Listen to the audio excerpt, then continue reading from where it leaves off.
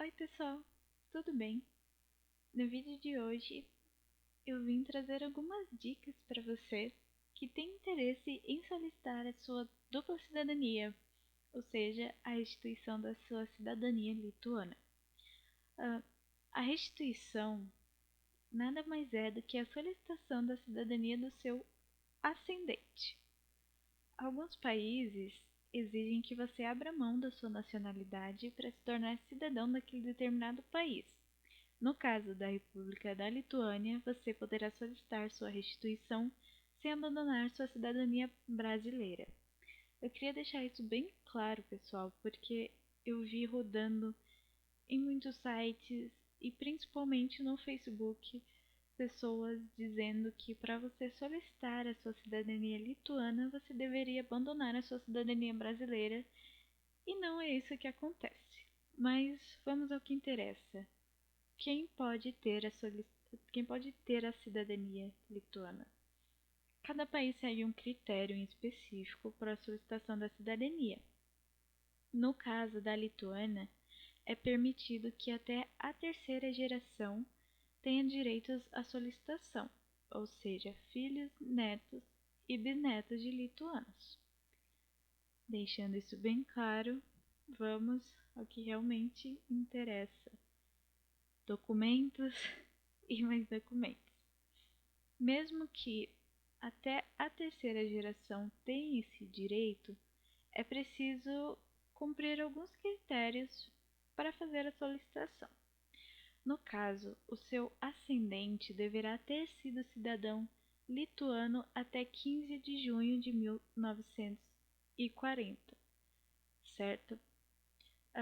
Uma coisa que eu tenho que ressaltar e muito bem: para você solicitar a sua cidadania, você deverá apresentar documentos lituanos. Você pode fazer isso solicitando ao Arquivo Histórico Lituano. É pago em euro, então, dependendo aí da cotação do dólar, é uma coisa que sai relativamente pesado, digamos assim. Enfim, você não necessariamente precisa solicitar a certidão de nascimento do seu bisavô, por exemplo, caso ele tenha nascido antes de 1918. Por quê? O Império Russo dominou o território lituano durante um período, e se ele nasceu antes de 1918, ele é considerado um cidadão russo. No caso, o meu bisavô nasceu em 1898 e eu solicitei a certidão de nascimento dele sem saber desse critério, digamos assim. E aí eu recebi uma resposta do Arquivo Nacional Lituano dizendo que eles não têm acesso a esse tipo de documento, porque na época as pessoas eram registradas pela Igreja dos Velhos Crentes russa.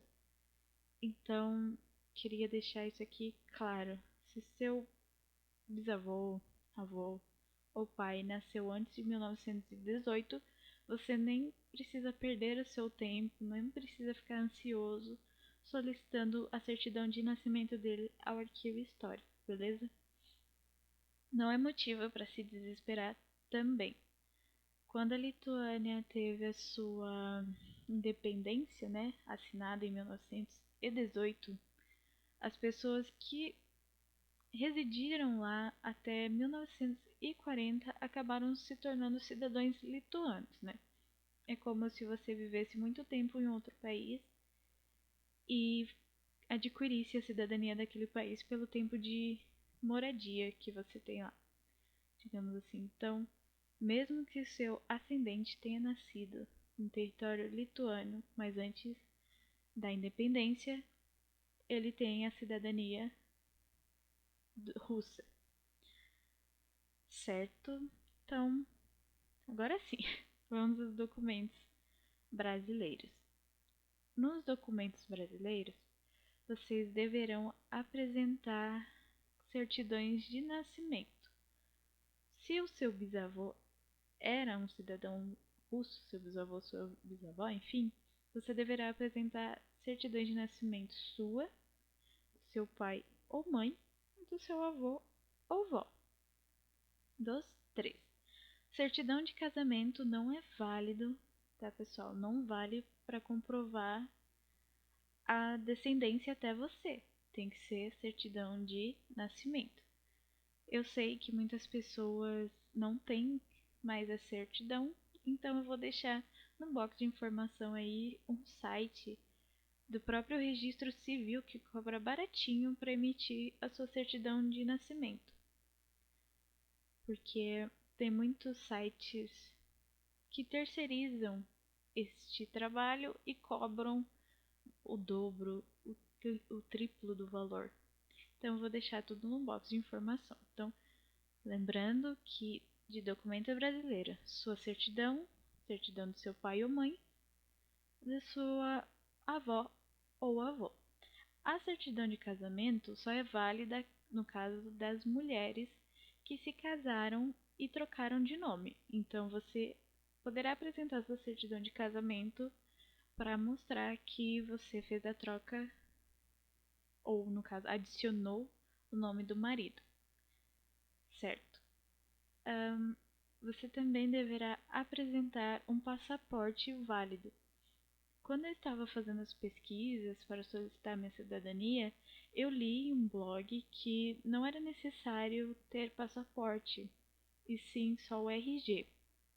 Entretanto, mudou o ministro da cidadania da Lituânia e agora é exigido o passaporte brasileiro. Bom, vamos aos documentos lituanos. Como eu já disse, né, você pode apresentar aí a certidão de nascimento do seu ascendente, caso ele tenha nascido depois de 1918, né, entre 1918 e 1940. Você pode apresentar um passaporte interno ou estrangeiro que esteja dentro dessas datas também, 1918 e 1940. Eu sei que muitos descendentes ainda possuem esses documentos e eu acho ótimo. Se você possui algum desses documentos, você já está com meio caminho andado, eu diria. Eu não tive essa sorte, então eu tive que solicitar um documento lituano que comprovasse que meu bisavô era lituano até o período de 1940. E assim, é uma luta, mas não é impossível. Passaporte estrangeiro ou interno. Você pode apresentar também documento comprovante do serviço militar na República ou carteira de funcionário público, documentos relativos aos estudos, trabalho, residência. Todos esses documentos indicam alguma referência direta com a República da Lituânia, então você pode solicitar algum desses. Caso você não encontre um, você pode encontrar o outro. Então, sempre tem uma segunda alternativa, né? Um plano. Tenha todas as letras do alfabeto como seu plano. Eu vi pessoas que não encontrou nenhum desses documentos, entretanto a Lituânia emitiu uma carta dizendo que sim, que ele era um cidadão lituano. E aí a pessoa conseguiu a cidadania através dessa carta, sem apresentar nenhum documento do ascendente. Os documentos podem ser solicitados ao Arquivo Histórico da Lituânia e o Arquivo Central Estatal da República da Lituânia. Somente documentos emitidos por lá podem comprovar a cidadania da República da Lituânia, certo? Todos os documentos que forem emitidos no Brasil, que você encontrar aí do seu ancestral, deverá ser traduzido ao lituano e autenticado por uma pessoa ou instituição que tenha o direito de autenticar traduções. E todos os documentos deverão ser apostilados, todos os documentos originais. Eu acho válido que as pessoas saibam que o Brasil é o segundo país do mundo com a maior comunidade de descendentes. Somos mais de 300 mil descendentes. E ter uma cidadania que seja da Europa abrirá muitas portas para você, gente, porque o mundo, de certa forma, tem um preconceito com o Brasil. Eu vou dar o exemplo dos Estados Unidos. Se você quer entrar nos Estados Unidos com o passaporte brasileiro, você tem que pagar R$ 600, ir para a alfândega, chegar lá e correr o risco de ter o visto negado. Já com o passaporte, não importa qual país da Europa seja, se você tiver um passaporte europeu, você nem precisa do visto. Você só chega lá, paga uma taxa e entra nos Estados Unidos. Então existe assim muito preconceito com o Brasil, com a América Latina de forma geral, digamos assim. E ter um documento europeu é muito um passaporte, né? Eu acho muito válido para que a gente consiga passear ou morar ou principalmente estudar em um outro país. Então, se você tem algumas dessas vontades, eu aconselho que você tente a sua dupla cidadania, porque abrirá muitas portas para você, muitas oportunidades lá fora, posteriormente, né? E que eu tenho que lembrar vocês, existem várias pessoas que fazem assessorias e grupos no Facebook que poderão te auxiliar nesse processo, que é um processo muito desejado, é um processo demorado que exige paciência da nossa parte, né? Mas é um processo que valerá a pena. Eu acho que isso se torna um bom investimento para cada um que tenha esse direito. Bom, acho que era só isso que eu tinha, né, que falar. Eu falei sobre a relação de documentos brasileiros, de documentos lituanos. Lembrei. A Lituânia tem um consulado geral em São Paulo e consulados em Santana de Parnaíba e no Rio de Janeiro. Então, se você é desses estados, você vai ter mais facilidade. Se você é de outros estados, você vai ter que escolher um, o mais próximo de preferência, né, para você poder agilizar todo esse processo, digamos assim. Bom, era só isso que eu tinha que dizer. Talvez eu venha com mais vídeos, talvez sim, talvez não.